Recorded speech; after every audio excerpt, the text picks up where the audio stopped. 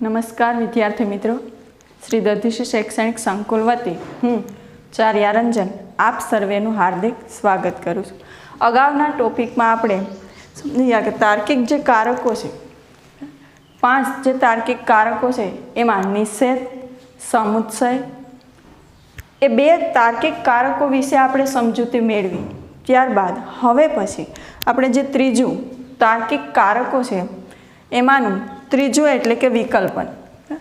विकल्पन जे तार्किक कारक छे ए ई विभागनी अंदर ए 5 जे तार्किक कारको छे ई विभाग में 5 मांथी गमे ते एक होय ज छे दर वर्षे बोर्डनी परीक्षा में। तो एवी रीतना पण क्वेश्चन निकળી શકે કે सत्यता कोष्टकनी मददथी विकल्पननुं लक्षण अने तेना तार्किक स्वरूपनी समजूती आपो। गमे ते रीतना क्वेश्चन पूछाय पण 5 जे तार्किक कारको छे एनुं लक्षण अने विश्लेषण आपणे आपवानुं थाय। तो अगाऊ आपणे ज्यारे आवो क्वेश्चन पूछाय त्यारे गमे ते होय प्रथम एनुं लक्षण आपवानुं। अहींया विकल्पन छे तो आपणे विकल्पननुं लक्षण अहींया लीधेलुं छे।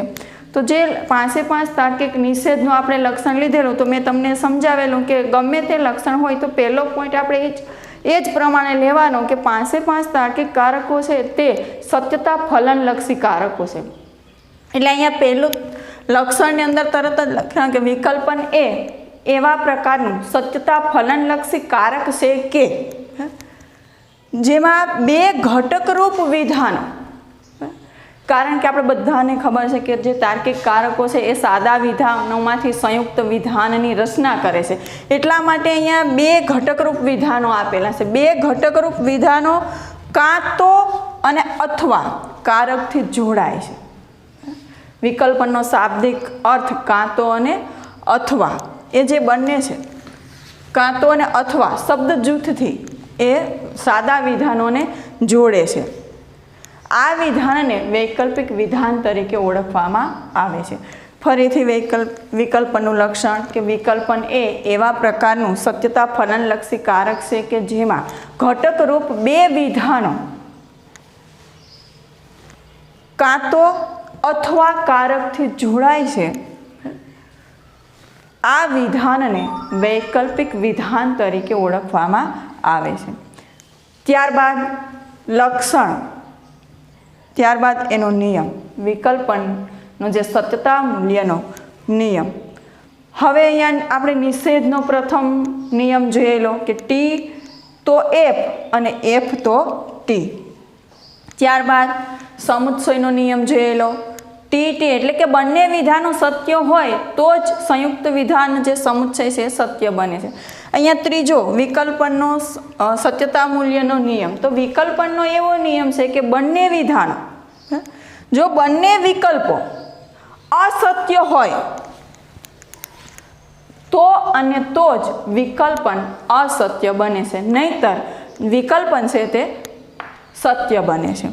फरी वखत पाछुं 3 जो निषेध होय तो टी होय तो एफ अने एफ होय तो टी। मतलब के घटकरूप विधान छे ए सत्य होय तो संयुक्त विधान असत्य बने अने जो घटकरूप विधान असत्य होय तो जे संयुक्त विधान छे ते सत्य बने छे। ए निषेधनो नियम कर्यो। त्यारबाद आपणे समुच्चयनो नियम जोयेलो। बीजुं जे तार्किक कारक हतुं ते तो समुच्चयनी अंदर टी टी तो ज टी। समुच्चयनी अंदर बंने विकल्पो बंने जे घटकरूप विधानो छे ते सत्य होय तो अने तो ज समुच्चय छे सत्य बने छे। त्रीजुं कारक आपणुं विकल्पन। विकल्पननी अंदर बंने एफ एफ तो ज एफ। घटकरूप विधानो जे बंने घटकरूप विधानो छे आ पी अने क्यू, आ बंने घटकरूप विधानो छे ए बंने जो असत्य होय पी असत्य अने क्यू पण असत्य होय तो पी समुच्चय क्यू जे संयुक्त विधान जे विकल्पननी रचना थाय छे पी विकल्पन क्यू जे वैकल्पिक विधान संयुक्त विधाननी रचना थाय छे ए असत्य बने छे। पण क्यारे तो घटकरूप विधान पी अने घटकरूप विधान क्यू बंने असत्य होय तो अने तो ज वैकल्पिक विधान छे असत्य बने छे। तो अहींया नियम प्रथम पॉइंट आपणे लक्षण, त्यारबाद बीजो पॉइंट आपणे लखवानो विकल्पननो सत्यता मूल्यनो नियम। आ 2 थया बाद त्रीजो पॉइंट सत्यता कोष्टकनो के जे विकल्पननुं सत्यता मूल्य दर्शावतुं કોષ્ટક આપણે ત્યાં દોરવાનું હોય છે। તો સત્યતા મૂલ્ય જે કોષ્ટક છે એની અંદર અહીંયા બે સાદા વિધાનો આપેલા છે, પી અને ક્યુ, ઘટકરૂપ વિધાન। જે આ બે સાદા વિધાનો આપેલા હોય તો જ્યારે આપણે સત્યતા કોષ્ટકની સ્તંભ કેટલા સાદા વિધાનો હોય તો કેટલા સ્તંભ આવે, તો અહીંયા બે સાદા વિધાનો છે, પી અને ક્યુ। જો બે સાદા વિધાનો હોય તો આધા સ્તંભ કે જે એક આ અને આ બીજો, આધા સ્તંભની રચના અહીંયા બે થયેલી છે અને જે ગૌણ સ્તંભ છે તે ગૌણ સ્તંભની રચના એક થયેલી છે। બે સાદા વિધાનો હોવાથી અહીંયા ઉપરથી નીચે તરફના જે ખાનાવાળા ઊભા સ્તંભ છે એને આધા સ્તંભ કહેવામાં આવે છે, જ્યારે આને મુખ્ય ગૌણ સ્તંભ કહેવામાં આવે છે। બે મુખ્ય સ્તંભ અને એક છે તે ગૌણ સ્તંભ કહેવામાં આવે છે। ત્યારબાદ અહીંયા હરોળ, જો બે સાદા વિધાનો હોય તો હરોળ નંબર આવે છે 4। હવે અહીંયા બે સાદા વિધાનો હોવાથી 1, 2, 3 અને 4 જે હરોળ છે એ હરોળની અંદર પ્રથમમાં 2 ટી અને ત્યારબાદ 2 એફ। હવે અહીંયા સાદું વિધાન એક વધેલું છે એટલે 1 ટી અને 1 એફ, ટી અને એફ, આ થઈ ટી અને એફની ગોઠવણી। આ બે ઘટકરૂપ વિધાનને આધારે અહીંયા આપણે એક વૈકલ્પિક સંયુક્ત વિધાનની રચના થયેલી છે। પ્રથમ ઘટકરૂપ વિધાન પી, બીજું ઘટકરૂપ વિધાન ક્યુ, એના આધારે આપણે અહીંયા વૈકલ્પિક સંયુક્ત વિધાનની રચના થયેલી છે અને એનું સત્યતા મૂલ્ય અહીંયા આપણે જોવાનું છે। તો અહીંયા નિયમની અંદર આપણે ભણી ગયા અગાઉ જે બીજો ટોપિક હતો વૈકલ્પનો સત્યતા મૂલ્યનો નિયમ, એના આધારે આપણે અહીંયા કોષ્ટક બનાવવાનું થાય। તો એ નિયમની અંદર આપણે એવું કીધેલું કે જો બંને ઘટકરૂપ વિધાનો અસત્ય હોય તો જ વૈકલ્પિક વિધાન અસત્ય બને છે, નહીંતર સત્ય બને છે। તો અહીંયા પ્રથમ હરણની અંદર આપણે જોઈ શકીએ કે પ્રથમ ઘટકરૂપ વિધાન છે ટી છે, મતલબ કે સત્ય છે। બીજું ઘટકરૂપ વિધાન છે એ પણ ટી છે, મતલબ કે એ પણ સત્ય છે। તો નિયમની અંદર એવું કીધેલું કે બંને અસત્ય હોય તો અસત્ય, નહીંતર સત્ય બને છે। એટલે અહીંયા પહેલી હરોળની અંદર જે સંયુક્ત વિધાન વૈકલ્પિક છે તે સત્ય આવશે, જ્યારે બીજી હરોળની અંદર આપણે જોવા જઈશું તો અહીંયા પ્રથમ ઘટકરૂપ વિધાન ટી છે, મતલબ કે સત્ય છે। બીજું ઘટકરૂપ વિધાન અહીંયા ક્યુ એફ છે, એટલે કે પહેલું વિધાન સત્ય છે અને બીજું વિધાન અસત્ય છે, તો પણ એ વૈકલ્પિક વિધાન કેવું બને છે? સત્ય બને છે।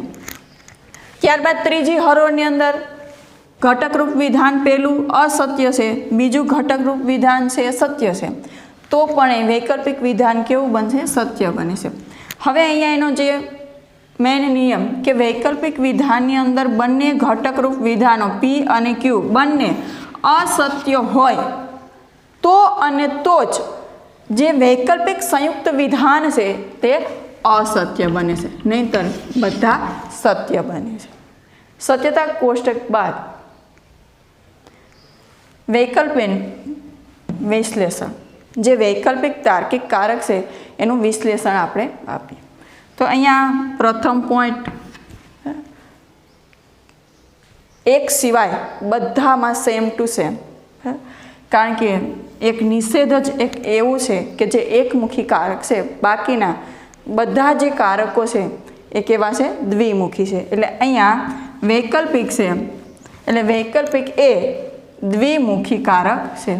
કદાચ ને સમુચ્ચય હોય તો અહીંયા આપણે લખી શકીએ પહેલો પોઈન્ટ કે સમુચ્ચય એ દ્વિમુખી કારક છે, પરંતુ જો નિષેધ પૂછેલો હોય તો નિષેધ એ એકમુખી કારક છે। એટલે અહીંયા વૈકલ્પિક હોવાથી આપણે પ્રથમ પોઈન્ટ લીધેલો છે વૈકલ્પિક વિધાન એ દ્વિમુખી કારક, વૈકલ્પિક જે તાર્કિક કારક છે કેવું છે? તો કે દ્વિમુખી કારક છે। ત્યારબાદ બીજો પોઈન્ટ છે એના ક્ષેત્રને આધારે એક સિવાય જે 4 એના તાર્કિક કારકો છે એમાં આ પોઈન્ટ પણ બધામાં સેમ ટુ સેમ આવે છે, કારણ કે બધાનું જે 4 છે એક નિષેધ જ એક એવું છે કે જે એનું ક્ષેત્ર છે ફક્ત એક જ બાજુ લાગુ પડે છે ને એ છે જમણી બાજુ, જ્યારે બીજા બધા ક્ષેત્ર 4 છે એના બધાના ક્ષેત્ર બંને બાજુ લાગુ પડે છે, એટલે કે તેની ડાબી અને જમણી, ડાબી અને જમણી વૈકલ્પિક જે તાર્કિક કારક છે એનું ક્ષેત્ર તેની બંને બાજુએ આવેલું છે, ડાબી અને જમણી એમ બંને બાજુએ ઓછામાં ઓછા એક એક વિધાનને લાગુ પડે છે। ત્યારબાદ ત્રીજો પોઈન્ટ, વૈકલ્પિક તાર્કિક કારક પી વિકલ્પન ક્યુ એ રૂપમાં સંયુક્ત વિધાનની રચના કરે છે। સમુચ્ચય હોય તો અહીંયા સામુચ્છિક તાર્કિક કારક એ પી સમુચ્છય ક્યુ એ રૂપના સંયુક્ત વિધાનની રચના કરે છે. જે પ્રમાણે કારક પૂછાય એ પ્રમાણે અહીંયા ત્રીજો પોઈન્ટ પણ સેમ રહેશે, પણ અહીંયા જે કારક હોય એ કારક પ્રમાણે અહીંયા આપણે આપવાનું. જો શરતી હોય તો પી શરતી ક્યુ એ રૂપના સંયુક્ત વિધાનની રચના કરે છે. દ્વિશરતી કારક પૂછેલું હોય તો અહીંયા ત્રીજા પોઈન્ટની અંદર દ્વિશરતી તાર્કિક કારક એ પી દ્વિશરતી ક્યુ એ રૂપના સંયુક્ત વિધાનની રચના કરે છે. જે પ્રમાણે બોર્ડની પરીક્ષાની અંદર જે કારક પૂછાય એ પ્રમાણે આપણે આપવાનું થાય. ત્યારબાદનો ચોથો પોઈન્ટ કે તાર્કિક કારકના ઉપયોગથી રચાયેલું જે વિધાન હોય એ વિધાન અહીંયા વૈકલ્પિક હોવાથી કેવું વિધાન રહેશે?